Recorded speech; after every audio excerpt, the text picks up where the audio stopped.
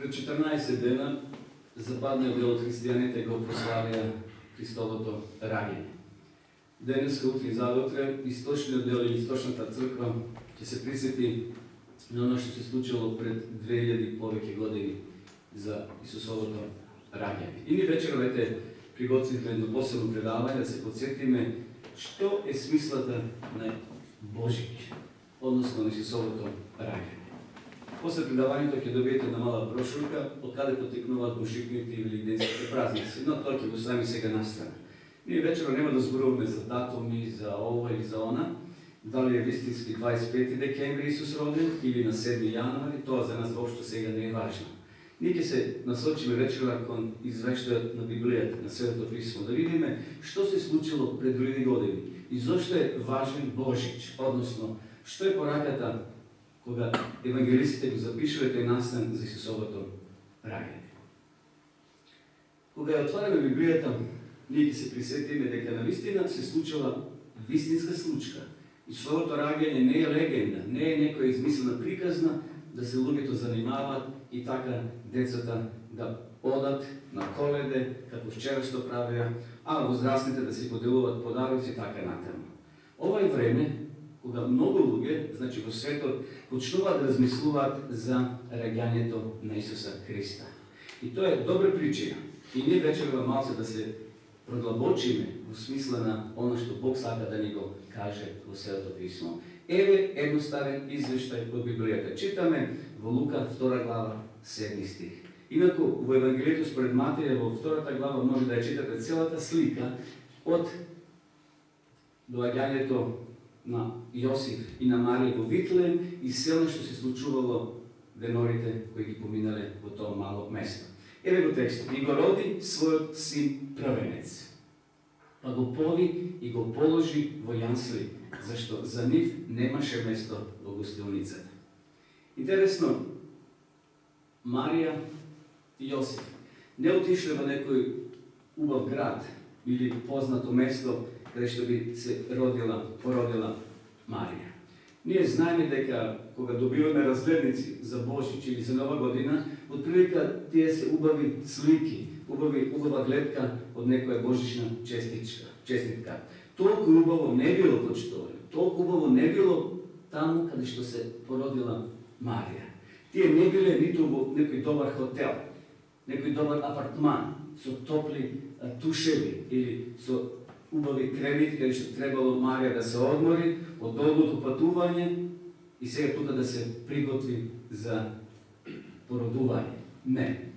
Таму немало ниту репортери, немало ниту новинари. Едноставно, Исус не се родил во некоја палата како што Хилтон. Знаете, кога некој царско дете ќе се роди, тоа го држат и во анонимност. Не ја кажуваат локацијата каде ќе се породи мајката принцеса. Може и после неколку денови детето го покажуваат во јавноста. Исус се родил во една облична штала, дури полоша и од денешните фармери што имат своји штали за својата стока. Интересно, во шталата кај што Исус се родил можел да влезе секој. Тоа била смрдлива штала. Таму некаде надвор од Витлеем, зашто во апартманите, во хотелите, во Витлеем немало место за Марија и за Јосифа. Темна штала, хигиенска, може да кажеме, валкана. Тоа е последното место кое би посакал една мајка, еден татко, едно семејство младо да ја породи, односно да се породи вашето или нивното новородено бебе. Исус дошол како понизен цар. Овде на сликава гледаме Марија качена на магаре, заедно со свој сопруг. Тие дошле во Витлеем за да извршат попис, зашто по законот морале секој да отиде во своето родно место и таму да извршат попис. Но дошло време Марија да се породи. Интересно, Марија качена на магаре. Со тоа Бог сакал нешто да покаже почитување. Бог можел, односно Исус можел да дојде на конј, Марија и Јосиф да земат конј. Меѓутоа, магарето означава понизност. Исус ќе дојде како понизно бебе. Едноставно, тој ќе се роди и за него скоро никој нема да знае. Знаете, кога u Hollywood, gdje se pojavljati neki filmovi ili neki nastani, to je bombačisto se pojavio na televiziji, go snima, go reklamira na site strane. Međutim, Isus jednostavno se porodio u jedna obična štala. Niko za njega ne zna. Isus ne došao su nekoj luksuznoj limuzina. Isus došao, da kažem, prosto kažemo, s ulicu 5. Znači, kada neko vozi točak, to je nešto mizerno, mi bi rekli, nešto što nema pare si kupi nekoj podobra kola. Isus, potrebil Magar, Josif i Marija da dojdat vo Vitlejem. Evo, ova slika pretežno je pokažuvati na internet i na razne razglednici. Josif so Marija, tukaj se pored svojето novorodeno čeka. Sušnost, zašto Isus je roden vo neugodna štala? Što mislite? Zašto Isus je roden vo štala? A kada bi se rodilo jagnje, prašavom večera? Kada se poraga jagnjenjata? U štala. Ovceta, taka? U trlo. A Isus, što je sporeden? Su jagne. I zato da ne očekuvam Isus da se porodi, odnosno Marija da se porodi vo nekoj luksuzni hotel. Kada se rađa jagnjenjata? Znači, tamo vo štalite. Isus došao kako ponizno žrtveno jagnje.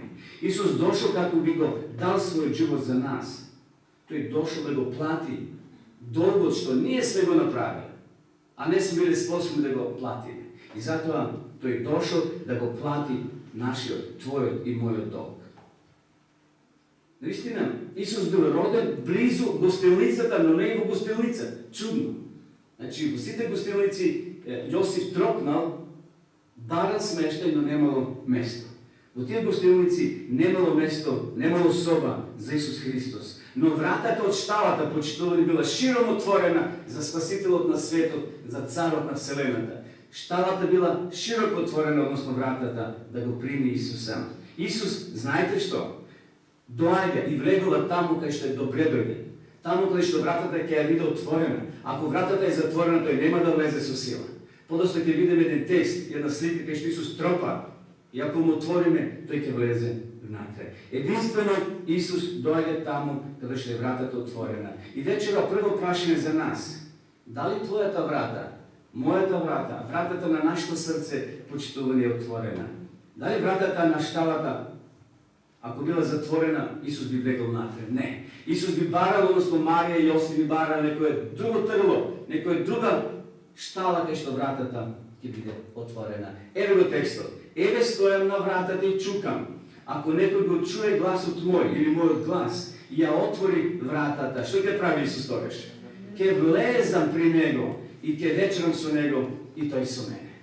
Vidite, Isus saka bliskost, Isus saka odnosi, zajedništvo.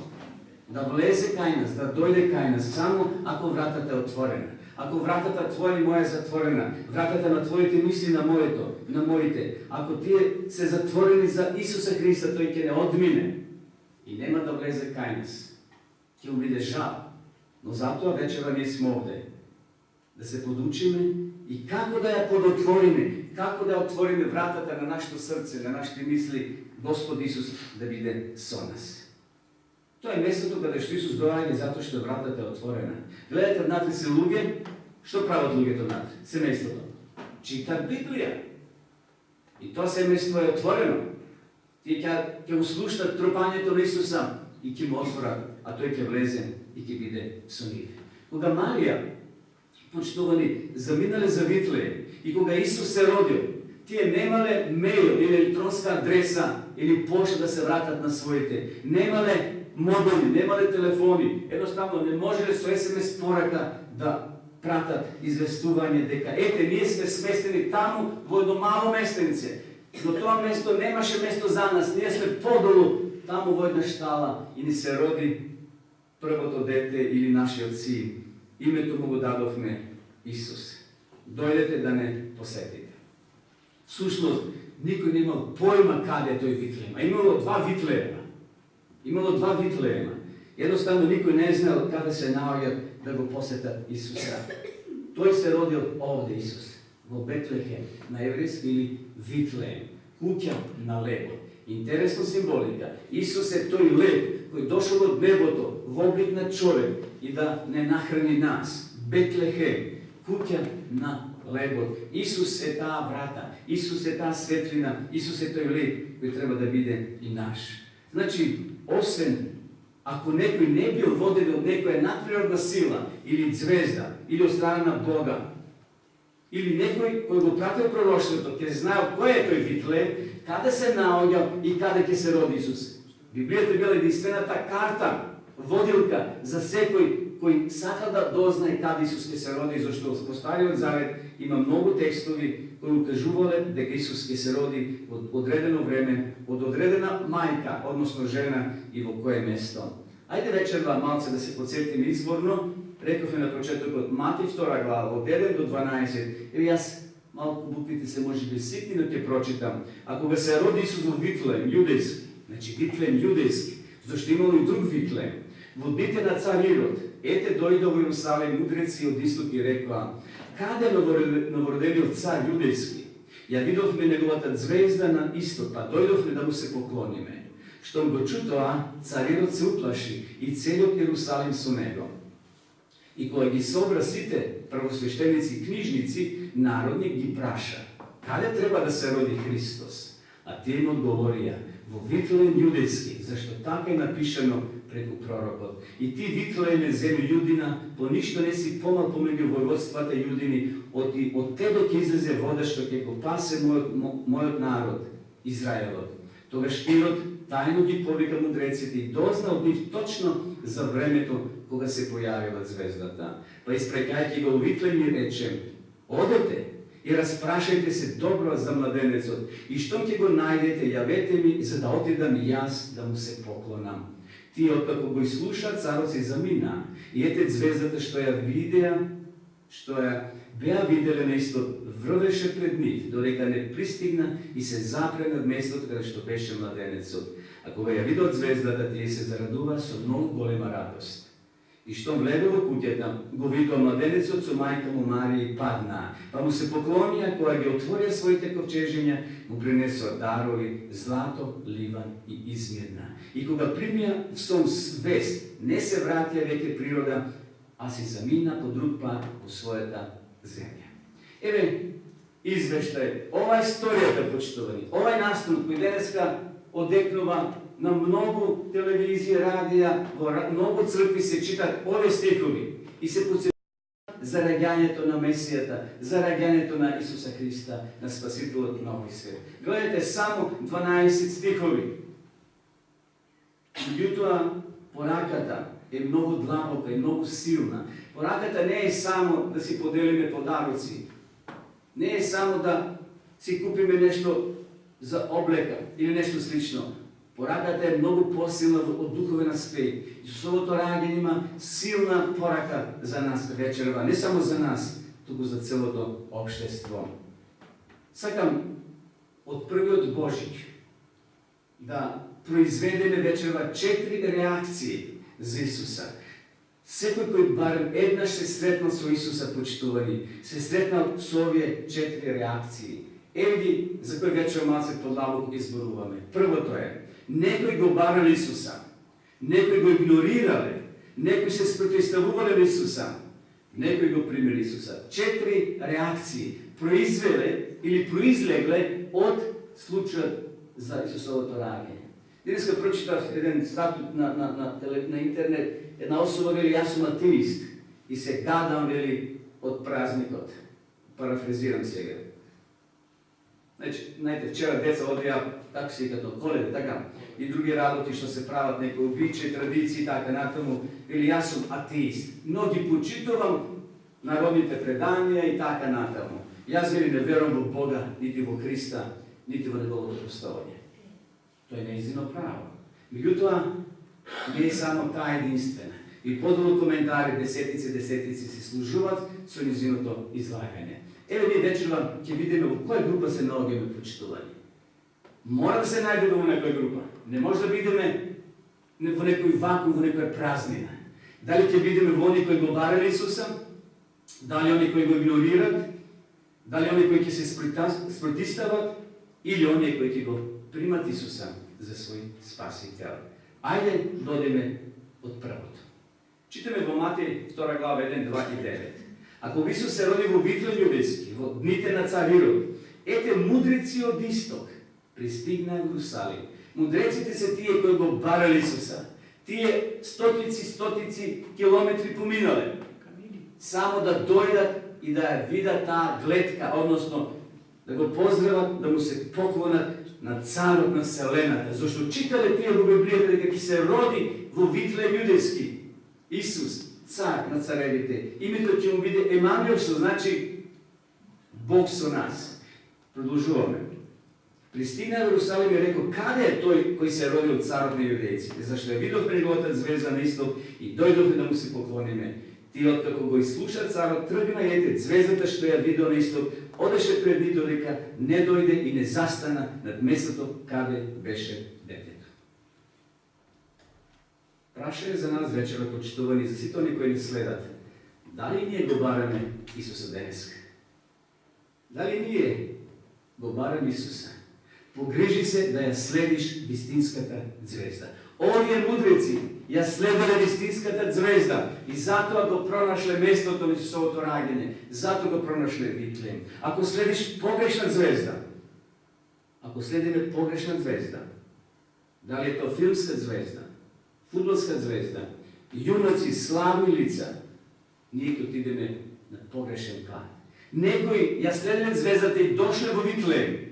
Денеска следиме разни звезди, спортски звезди, филмски звезди, политичари. Ги бираме за пратеници, ги бираме за председатели на држави, за премиери. Тоа се звезди за некои и некои ги следат, некои се подготвени живото да го дадат за овие обични смртни звезди. Но почитувани, ако ги следиме тие холивудски звезди, можат погрешно да не водат. Прво, тие можат да ти го одземат времето кое треба да припадне на Исуса. Тие можат твоето внимание да го тргнат од она што не треба да го гледаш. Човечкиот ум истовремено, човечките очи не може да гледат во две работи одеднаш. Значи, ние мораме да се насочиме кон една работа. Ако го потрошиш твоето време, или ако го потрошиме нашето време, гледајќи во погрешни звезди, ние ќе се оддалечиме од вистинската звезда. Знаете, Холивуд е машина која произведува постојано разни филмови. Го заокупира нашиот ум. Знаете, сега во последно време има цртени филмови, многу опасни. И ако имате дечиња, контролирате ги што гледаат на телевизија или во тие видеоигри. Ѓаволот успева преку видеоигри да влезе во психата на малиот ум и од него да направи роботи, убици или нешто слично.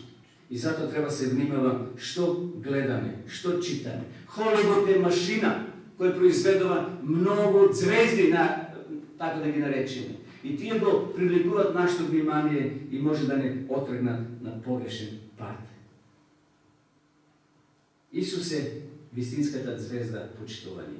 Исус ги создал сите останати звезди. Тој им дава живот. Ако се насочиме кон нив, кон тие лажни звезди, тие ќе го одземат нашиот потенцијал за духовно да растеме, за духовно да се изградуваме. Затоа вечера Бог ни порачува да го насочиме својот поглед кон Исуса. Гледај Исуса, ќе имаш корист ти и целото твое семејство. Овие мудреци ја пронашле вистинската звезда и тие следале. И таа звезда ги однела на вистинското место. Таа ги однела таму кај што се и навистина упатиле. Во нив обично можеме во звездите човечки да гледаме нивното јас, нивното его кој излегува на површина. Но ако гледаме во Исуса Христа, нема да го видиме егото. Исус е понизен. Затоа реков Исус дошол на магар, односно Марија и Јосиф употребиле магаре. Исус се родил во обична штала, а не во некој апартман со 4 звезди. Не. Исус е нашата звезда. Затоа овие мудреци од исток го следеле Исуса. Во предбожитните денови често може да видиме почитувани вакви сцени, лажни сцени, нацртани сцени во боја претежно. Во нив обично може да видиме како пастирите му се поклонуваат, еве ги овде пастирите му се поклонуваат на Исуса. Може да ги видиме и тројцата мудреци. Значи и тие се тука на тие слики. Вообичајно се заедно во таа приказна. Иако пастирите по сите сознание дошле малце подоцна. Не биле во исто време како што биле и пастирите кои први дошле. Пастирите биле први, а мудреците дошле очигледно малце подоцна. Но биле упорни, барајќи го новородениот Спасител. Но, знаете што, почитувани? Мудрите луѓе и денес го барат Исуса. И ние сме вече овде. Тој знае дека сакаме да го пронајдеме вистинскиот Месија. Сакаме да го пронајдеме Исус родениот. Упатствата се наоѓаат овде. Библијата е таа карта кој може да не упати кон Христа. Од прва до последна страница Исус е главниот херој во Библија. Дали во Стариот Завет или во Новиот. Кога го бараме Исуса, треба да ги знаеме следните факти. Текстот вели во Еремија: ќе ме барате и ќе ме најдете, зашто ќе ме барате со сето свое срце. Еве кои се чекорите кои треба да ги следиме кога го бараме Исуса Христа. Прво, барај го со цело срце. Цело срце. Половишни христијани Бог не признава. Бог сака, првата заповед вели: сакам, јас сум Господ Бог твој. Бог сака да биде на престолот на во нашето срце, почитувани. Пред Бога не смее ништо да биде. Јас сум Господ Бог твој. Немој да имаш други богови. Барај го со целото свое срце. Второ, одвој време за читање на Библијата. Библијата е книга која ќе не умудри, ќе не направи да бидеме мудри, да знаеме да го разпознаваме лошото од доброто, злото од доброто. Така да ќе може да бидеме информирани и да направиме еден одбранбен цид, кој ќе најдат искушенијата и лагите, брзо ќе бидат препознаени. Но мора да читаме, да одвоиме време за читање на Библијата. Трето, моли се. Тоа е клучот за пронаѓање на Исуса. Треба, почитувани, да се молиме. Без молитва не може да обстане христијани. Крстењето со рака не е замена за молитвата. Може се крстиш 100 пати на ден, ништо не вреди. Ние мора со уста, со збор, со мисла да упатиме кон Бога и да побараме помош или да се заблагодариме.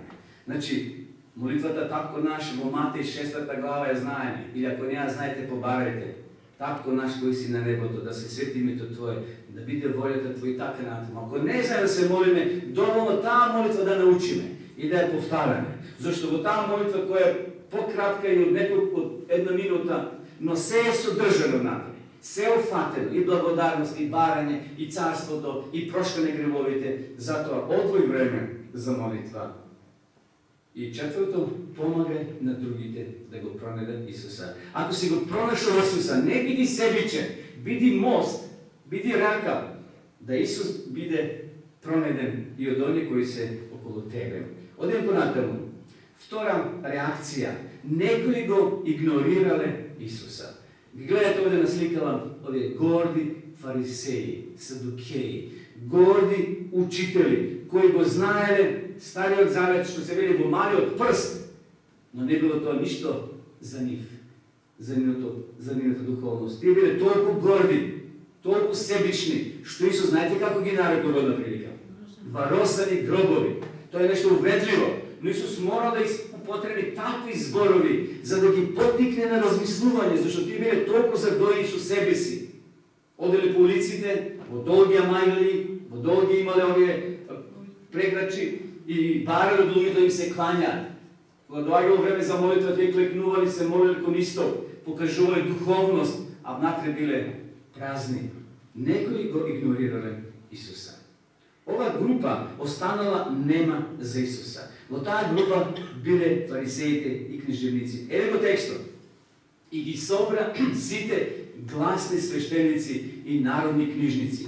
И ги распрашуваше каде треба да се роди Христос. Кој тоа го правеше?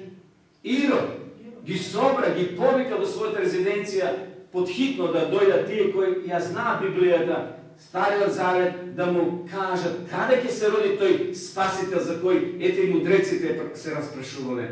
А тие му рекоа во Витлеем јудејски, зашто пророкот напиша така: Ти Витлееме, земјо јудина, од тебе ќе излезе владетел. Интересно, почитувани овие книжници и фарисеи, учители, не им рекле на мудреците dekete i tije saka da otida i da se poklona novorodeno detence. Ti ne rekli, odete, rasprašite se točno i javite mi. Ne. To ne bila njima takva reakcija. Ti na neki način go ignorirale, povikot mudreci da im se kaže kade je Vitlem točno, zašto čitale u Bibliji se rodi mladenec. Iako ti je prvi trebali da go pobara, da go najava pred narodom, zašto bili učitelji. Ima li dneska sveštenici koji se slični na ovje, fariseji, sadukeji i crkovni učitelji? Ima li dneska sveštenici koji samo gledat koji što ke donese u crkvite? Namjesto da im go kažat Spasitelo, da je kažat istiната za Isusa Hrista. Koje je smislo na Hristovo to rađenje? To je dneska moje potrebno na narodu poštovanje. Interesno, ovi sveštenici učitelji nemale mnogo želba to da im go raskaže na narodu. Dneska mi se naodjeme u 2018. godina. Da li dneska ima ljudi koji govarati Isusa? Ima, no ne se toliko golema brojka. Dnes golem broj na ljudi od ovoj praznik, Božić, napravile biznis. Koja je celta na sitovi svečenosti koji včera, zavčera, pa i danes i jutro će se pravati? Navodno bo prosluva Isusovo to rađenje. No milioni počtovani, tako narečeni hристияни v ovoj vek, v 2018. godina, go isključuva, nažalost, Isusa od njegovog sobstven rodende. Nažalost. Zamislite, da se pojavi dneska Isus v Kavadarci, v Skopju ili v nekoj drug grad v svetu. Tamo kada što uvijek go proslavuva njegovog rodende. Što bi vidjeli? Što bi vidio Isus? Isus bi vidio podaroci, ljudi koji gi ponad prodavnicite, odat v supermarketite, tamo gi ponad dukjanjete, barajki skapi podaroci za svojite bližnji. Kako bi Isus izreagirao počituvani? Da li Isus bi bio radosen? Da li Isus bi rekao, ala Olivera, dobro je, zato jaz go uspostavim toj čin, zato jaz se rodim, da vi napravite biznis od moje rodende. Da li Isus tako bi reagirao? Može bi Isus izreagirao kako što je izreagirao u prvi od vek, kog Isus bil nova zemlja, koga vlegao u Jerusalim, vlegao u jedan crkven hram. A znate što napravili tamo Evreji, to je crkven hram? Postavili masi, stolovi i ukrasili, ja se karikiram u moderno vreme, postavili elki, postavili lampioni, postavili razne drnguli i ljudi to pravili pazar, biznis. A Isus došao i gi prevrtao masite. Zašto? To je za prv put u istorijata na Isusa Hrista za 30 godini da izreagira na takov način. To je bio svet gnev. Od žalost on prisutniti Isus toga napravil. Jedan pisatelj velikog Isus toga napravil, njegovi oči bili polni su solzi. V njegovото grlo se čustvovalo žalost za ljugeto koji taka postapovale. V jedna druga prilika Isus ke se kači kako gore nad, kako se vidi ova, kaj spomeni kod gore, da mokri kostolice, da go vidi celi grad. Isus se kačal na jedno brdo i plačal za Jerusalim. Isus rekao, koliko pa ti sakam da ve soberam, kako što kvačkate gi sobira svojite pivljenja, a vi ne sakavte. Da li danas Isus bi plačao i nad Kavadarci, i nad ovaj svijet, koga bi gi vidjel uvjeto kako od Božić prava biznis, namjesto da im ukaže to na rodenje od Isus, na rodenje od Spasitelj. Ne je dovoljno počituvati samo jednog godinata da se prisetime za Isusovo to rađenje. Potrebno je postojno, sekojeno da mu dozvoljeno Isus da se rodi u mojito srce, u mojite misli, da Isus bide so nas postojno, doveka sme živi nova zemlja. Isus veli, zato a vije izlezete od među njih i odvojite se. Ne mora da bideme nije kako i drugite. Može mi neko ke pokaže so prst, pa ke reče, zašto si različit? Ne, nije sakane da je sledime Biblijata. Nije sakane da go sledime Sveto pismo. Suštost nije sakane da go sledime Isusa Hrista. Koga Isus bi bio danas ovdje, to je bi posjetilo jedno ovako sobranije, jedna ovakva služba i bi užival v porakite. Зашто тој сака да ја разбереме вистинската смисла или смисол на неговото прво доаѓање, на неговото раѓање. Почитувани, јас вечерва не ве повикувам да го забораваме Божич или да го отфрлиме Божич, туку да го со преку Божик да го искористиме за изградба на нашата љубов кон Исуса. Нека ова време, време на Божич, биде време кога ќе се воздигне нашата служба кон Исуса. Денот на раѓањето на Исуса се претворило на жалост во бизнис, наместо да го повикаме Исуса денес да се роди во моето и во твоето срце. Тоа е поентата. Тоа е целта на Христовото раѓање. Да се подсетуваме секојдневно дека Исус сака да се роди во моите мисли. Ако Исус ќе се роди, тогаш ќе го следиме неговиот пат, неговиот идеал кој бил на оваа земја, а тоа е преточено во списите на Новиот Завет. Исусовата порака е многу важна. Книжниците и свештениците, на жалост, и црковните водачи почитувани ја отвориле светлоста. Тие ја отвориле светлоста. Ја приграбиле, на жалост, темнината. Светлината дошла кај нив, но тие ја отвориле. Знаете, Божик има голема врска со светлината. Божик има голема врска со светлината. Денеска претпоставувам има милиони и милиони запалени свеќи. Милиони запалени божични свеќи. Во овој дел од годината се палат тие свеќи. Мислам дека секоја божична светлина треба да не подсети на вистинската светлина на Исуса Христа. Зашто Библијата вели: јас сум светлина на светот. Кој тоа го кажа? Исус. Почитувани, Исус е таа светлина која треба да следиме. Овие мудрици зато биле мудри, што ја следеле вистинската светилка. Може да следат тие некоја лажна. Тие ги пратиле звездите, биле астрономи, се занимавале со распоред на звездите, но за нив се појавила една непредвидена звезда, чудна звезда, и затоа барале во нивните книги, не пронашле, и затоа дошле во Библијата и пронашле, и се појави на исток звезда. И затоа тие следеле и дошле во Иерусалим, а звездата се појавила над Иерусалим, и сега не знаеле каде ќе да тргнат. И затоа ги прашале свештениците: каде е? А те им рекле: таму, пишува во Библијата, во Витлеем тоа ќе се случи. И веднаш се упатиле кон Витлеем. Наистина, почитували, може да кажеме дека овие мудреци ја следеле светлината. Мудреците затоа биле мудри. Тие следеле светлоста. На жалост, свештениците во тоа време и тие кои владееле со таа земја биле зафатени и преокупирани со други проблеми. Тие размислувале како да се ослободат од римската окупација. Тоа било за нив проблем. Тие биле насочени кон тоа. Тие биле заокупирани со ослободување од тој проблем од римскиот авторитет. И поради таа презафатеност, би рекле, едноставно го пропуштиле Исуса. Тие го игнорирале неговото прво доаѓање, односно раѓање. Но, дали денеска ние може да бидеме зафатени со слични други работи и да го занемариме во нашиот живот Исуса Христа? Дали денеска може да следиме ние погрешна звезда? И те како? Мене е жал што многу луѓе, наместо да ја пронајдат вистинската звезда и да ја следат во Библијата, тие следат обичаи, традиции, преданија и многу други работи. Завчера на пазар се продавале стапчиња, знаете, бело, изделтени. И денес вчера видовме дечиња просат. Односно, не просат, него одат по куќите. Тоа е, нема врска со христијанството. Обновите немаат врска со Исусовото раѓање. И дури актуелните цркви се бунаат сега, се будаат од тој зимски сон и му кажуваат на своите верници дека не треба. А кој ги слуша? Никој. Зошто? Задоцнеле стотици години. Но не е доста за тебе, појде нашли за мене, почитувани. Дали ние ќе го следиме Исуса? Дали ќе го занемариме во нашиот живот? Број 1.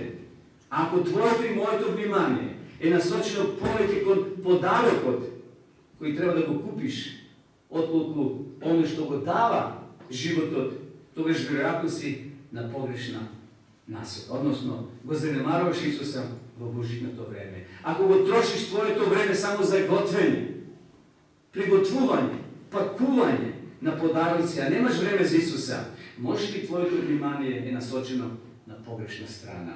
И одиме сега на третата реакција. Ова слика сака да ни укаже на што повеќе посетуваме внимание. На Исуса или овде е торбата, ташната, гледате. На што повеќе не посетуваме? На Исус, родениот Спасителот, или на земните работи? Или на пакување на подароци, а немаме време да прочитаме, немаме време да се молиме, немаме време да посетиме црковно богослужение. Ајде одиме на третата реакција.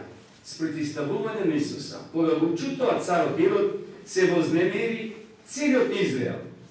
И ги собра сите главни свештеници и народни книжници и ги распрашуваше каде треба да се роди Исус Христос. Ова Ирод. Читате за него и мимо Библијата, ќе видите како бил чуден човек. Но кога слушнал вест дека треба да се роди, тој се вознемирил. Тој мисли дека тоа мало бебеце ќе биде новиот цар и ќе го свргне негот престол. И затоа има многу темни, црни мисли за тоа младо бебенце. Дали денеска, почитувани, живеат ироди во наша средина? Дали денеска во свет има ироди? И тие сака да знаат за Исуса. Но не затоа да го обожават, туку да најдат начин како да се ослободат од тоа мало дете. Како да се ослободат од него, за да не ги вознемирува, зашто кога ќе слушнат за Исус, како таа Господја што напишала, не сум религиозна и не сакам да знам ништо за тој Исус. Зошто? Затоа што кога чита, слуша, се вознемирува. Тоа е природно. Ние сме родени да имаме место и за Бога. Кога Бог го создал Адам и Ева, тој одвол натре во нивната душа место за Бога. Но на жалост дошол ѓаволот и го избрекал Бога, така да се изразам. Кога човекот сгрешил, тој тоа место за Бога го пополни со себичност, со гордост и со сите лоши дела. Но затоа Исус дошол на оваа земја, го дал својот живот, да повторно тоа место биде обезбедено за него. Зашто првата заповед вели: Јас сум Господ Бог твој, немој да имаш други богови. Тие денешни ироди се спротивставуваат на Исуса. А тој е така едноставен. Исус е толку едноставна личност. За нив Исус не е оној што тие го очекуваат. Може би тие очекувале некој цар, кој ќе дојде на конј и ќе ги избега римјаните од Палестина и ќе владеат во нивното царство. Но тој не дошол како цар, туку дошол како бебе. Марија, Исусовата мајка била девица.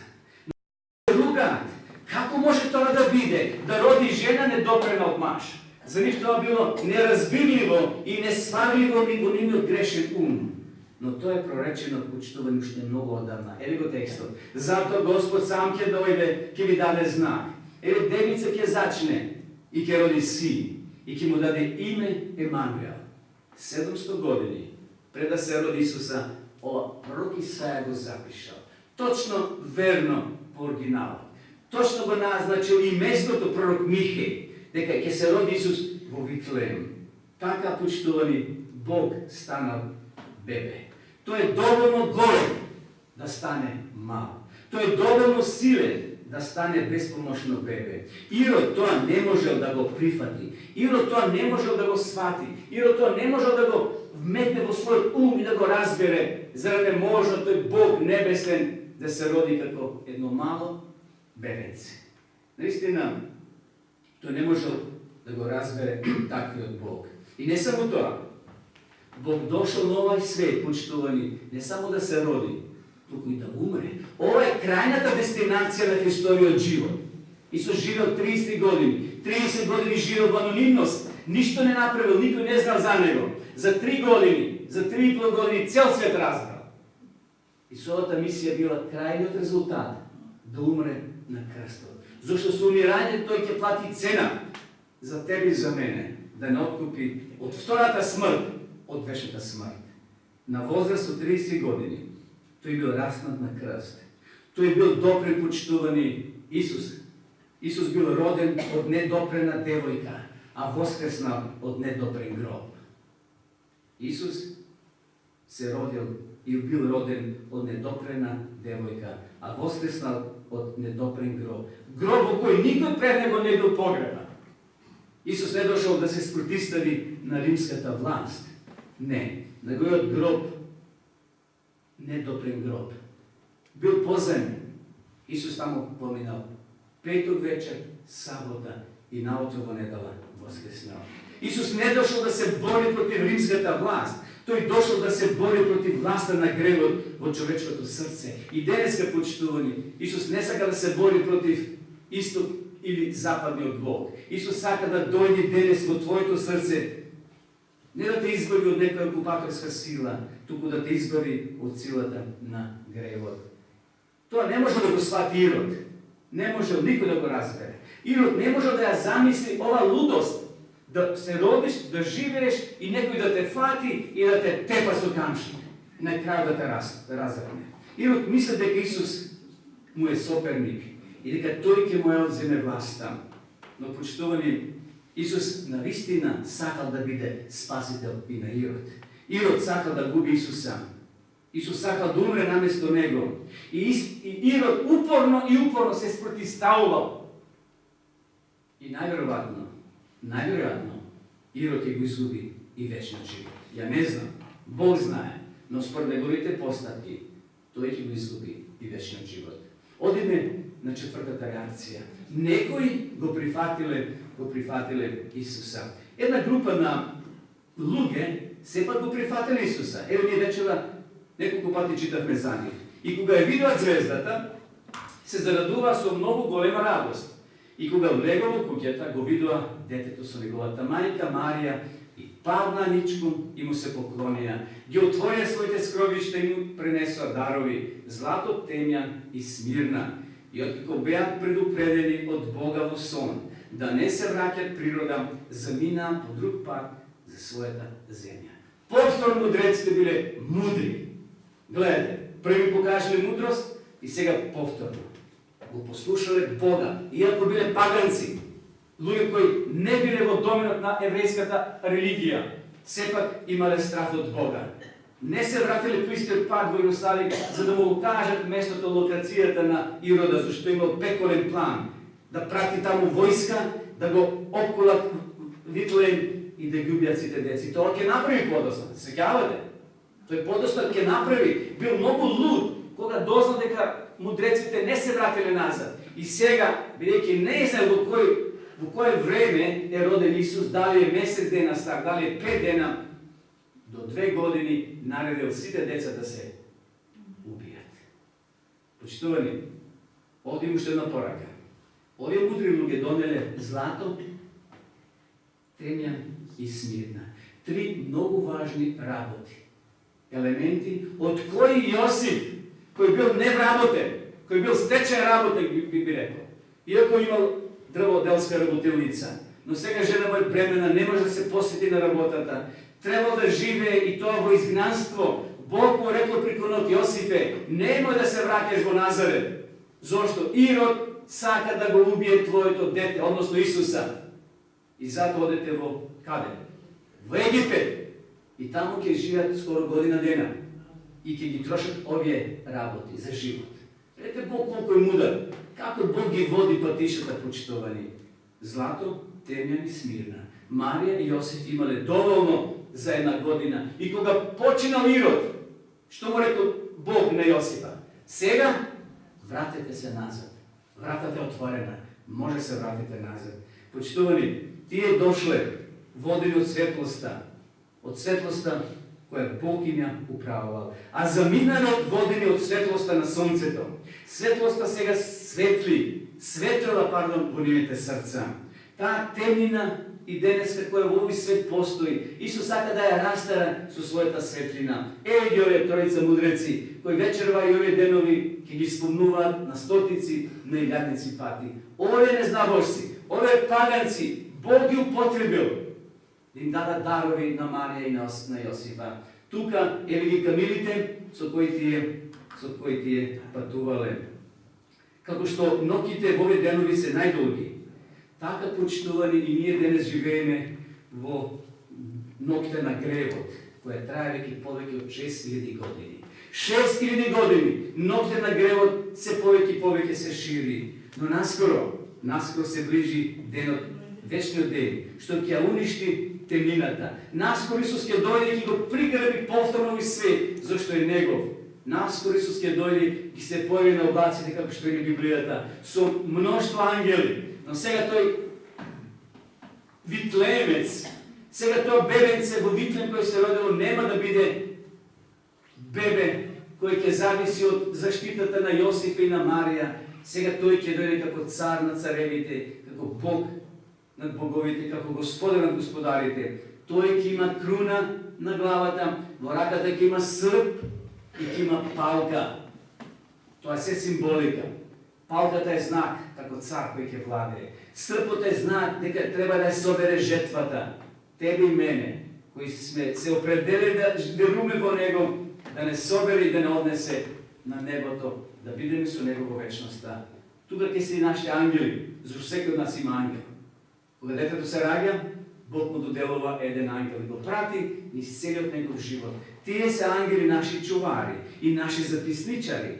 Тие не водат чекор по чекор. Кога доаѓаме во црква не штита, кога се враќаме повторно, кога одиме на работа, тие се постојано, денно ноќно почитувани, тие се со нас. Да, Исус наскоро ќе дојде. Наскоро светлината ќе проголта темнината.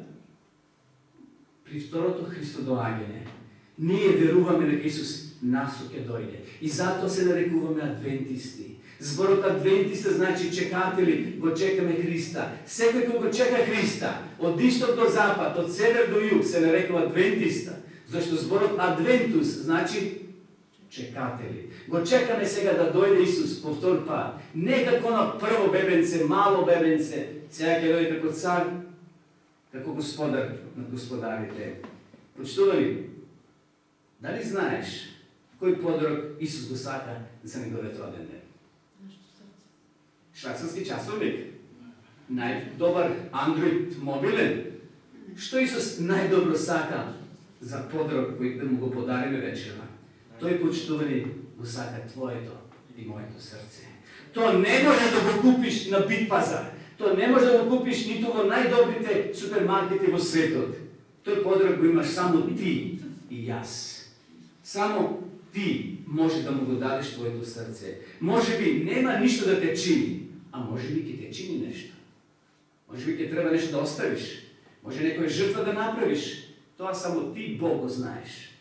Но Бог вечера, почитувани, го бара твоето и моето срце. Но јас се прашувам, Боже, како да ти го вратам срцето? Како да ти го подарам? Да отидам кај Жан Митре да ми направат операција? Како да му го вратиме? Како да му го дадеме срцето на Исуса? Еве, почитувани, 4 едноставни четори. Едноставни, број 1. Откри ги своите потреби за Спасителот. Откри ги своите потреби за Спасителот. Ние имаме сите наши потреби, различити. Но секој треба во молитва, оне претходните точки што ги спомнавме, една беше моли се. Преку молитва да му ги кажеме нашите потреби, нашите потешкоти, нашите пречки, нашите предрасуди на Бога, а тој ќе најде решение. Тамо кај што ние не гледаме ниту едно, тој има 1000 решенија. Затоа, откри ги своите потреби за Спасителот. Второ, замоли го Исуса да ти ги прости гревовите и да ти подари вечен живот. Доста е веќе да одиме со оптеретени глави, со оптеретени срца за оно што сме го сторили во минатото. Бог е подготвен вечерва. Затоа е радосна вест. Исус се роди, ангелите пееле, слава на висините, а на земјата што? Мир и добра волја. Денеска треба да шириме мир, а Исус е подготвен да ни прости и да ни всаде траен мир во нашите срца. Може би сме следеле пагански обичаи, може би сме следеле традиција, може би било какви работи сме направили во минатото. Вечера Бог сака да срти нова страница. Исус сака да ви даде траен мир. Не мир со пушки, со топови и со плави шлемови. Тоа не е мир. Мирот само може да ти го даде Исус внатре. Може би нема да живееш во некоја палата, може би нема да возиш супер автомобил, може нема да имаш супер плата и супер познат да бидеш во дневните вестници да те прикажуваат. Може би ќе имаш една štala, како Исус што имал надвор од Витлеем. Може би таа štала нема да биде пријатна за нос, но ќе биде пријатна за срце. Ќе биде пријатна зашто Бог ќе ти даде траен мир.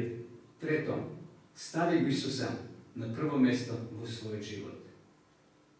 Но знаеме дека парата е отепувачка. Како беше ова рецитацијата? Од кој беше? Парата отепувачка. Дјаволот знае да не врзе за парите. Стави го Исуса, ќе имаш и пари потоа. Мора да ги вреднуваме нашите работи. Бог на прво место, семејство и парите или работата. Зашто никој од нас нема да понесе таму, односно горе. Само ќе го понесе нашиот карактер.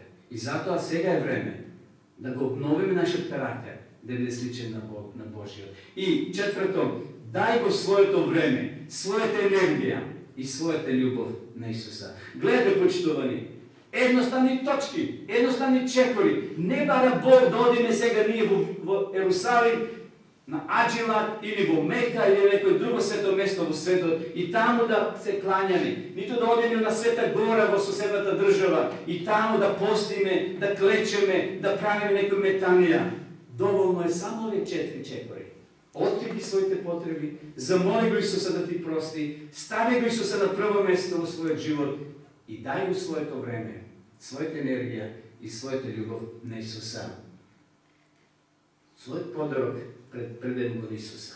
Твоето срце, тој е најголем подарок, каде што Исус ќе се радува вечерва. Ако ние му кажем, Исусе, ти го предавам своето срце. А срцето, знаете што е? Синоним за мислите, за плановите. На Бога не му е потребно на срце кое изгледа од прилика како ова шакал. Не. Бог сака нашите мисли, нашите планови, нашите идеи, нашите стремежи, нашите скриени стравови, да му ги предадеме. На друго место пишува во Матеј, дојдете кај мене, сите кои сте уморени, товарени, и јас ќе ве одморам. Ако тоа го сториме, почитувани, ние ќе бликаме од радост. Без разлика што живееме во еден вознемерен свит, без разлика што слушаме гласови за војни и земјотреси, нашата душа ќе биде радосна. Нашиот живот ќе копне за Господа Исуса Христа. И тогаш, кога Исус ќе дојде, ова е само гледка, бледа, како уметниците го замислене новиот град, новиот Ерусалим. Тоа е место и прилика за тебе и за мене. Верувај, тогаш ќе го вкусиш вистинскиот Божич. Ако го предадеш своето срце на Исуса, тој ќе ти подари вечен живот. Тоа е всушност, знаете што, размер на подароци. Ние го даваме срцето на Бога, а тој што ни дава? Вечен живот. Гледате, Бог сака да му ги предадеме нашите планови, нашите одлуки, нашите идеи, а тој ќе ни возврати со вечен живот. Дали тоа ќе го сториме? Зависи од нас. Почитувани, Христос се роди, навистина се роди. Амин.